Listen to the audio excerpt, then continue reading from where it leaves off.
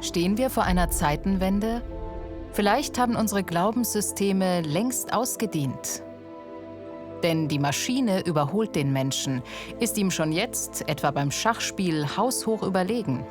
Und das ist erst der Anfang. Lernende Computer schöpfen Wissen quasi aus dem Nichts. Die künstliche Intelligenz hat unser Verhalten in vielen Lebensbereichen verändert. Das bemerkt der Wissenschaftsjournalist Ranga Yogeshwar. Er ist auf den Spuren der KI auf der ganzen Welt unterwegs.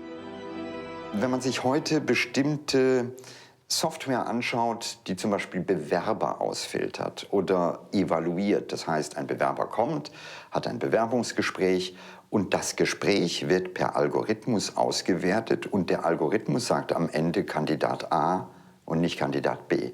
Dann merken wir, wie wir schon Verantwortung delegieren. Auch eine KI-Religion gibt es schon, Way of the Future, gegründet vom amerikanischen Multimillionär Anthony Lewandowski. Der Pionier für selbstfahrende Autos steht derzeit wegen Datendiebstahls vor Gericht. Er sagt, wenn etwas 1 Milliarde Mal klüger ist als der klügste Mensch, wie sonst kann man es nennen, wenn nicht Gott? Es gibt durchaus eine Community im Silicon Valley, die einfach sagen, warum müssen wir Menschen sterben? Also eines Tages wird eine KI so intelligent sein, um uns, um unsere Organe, um die Medizin so weit voranzubringen, dass wir eigentlich nicht mehr sterben müssen. Sophia, ein humanoider Roboter. Sie kann Gesichter erkennen und visuelle Daten verarbeiten. Ein riesiges Potenzial. Doch zu wessen Nutzen? Der Mensch könnte bei all dem leichtfertig das Ruder aus der Hand geben. Ich glaube nicht daran aus dem einfachen Grunde, weil wir Menschen andere Bedürfnisse haben, weil wir einfach begreifen müssen, dass eine KI, die heute zum Beispiel wunderbar einen Text übersetzen kann, immer noch ein Manko hat. Wenn eine KI übersetzt, es regnet, hat diese KI nie gespürt, wie Regen sich anfühlt. Die versteht nichts, die ist im Kern eigentlich total blöd. Gott hat den Menschen als Krönung der Schöpfung erschaffen. So die christliche Sicht.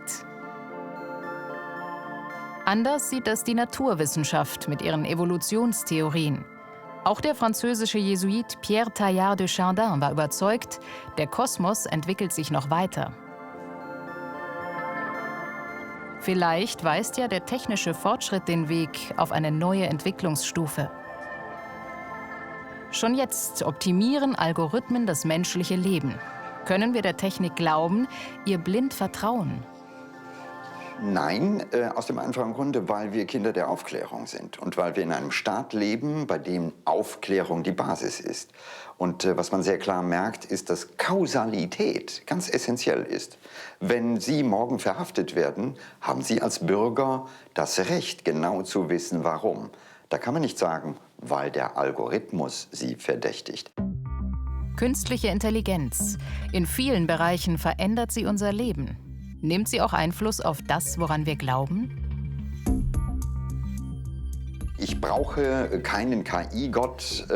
Ich glaube, dass diese Vorstellung an einen Gott auch gekoppelt ist mit anderen elementaren Fragen. Also auch wenn ich Atheist bin, aber ich glaube, das Thema Gottheit hat ganz viel auch damit zu tun mit der Unsicherheit, der Vergänglichkeit, mit der Frage, was kommt danach? Und ich glaube, KI wird uns diese Frage nicht beantworten können.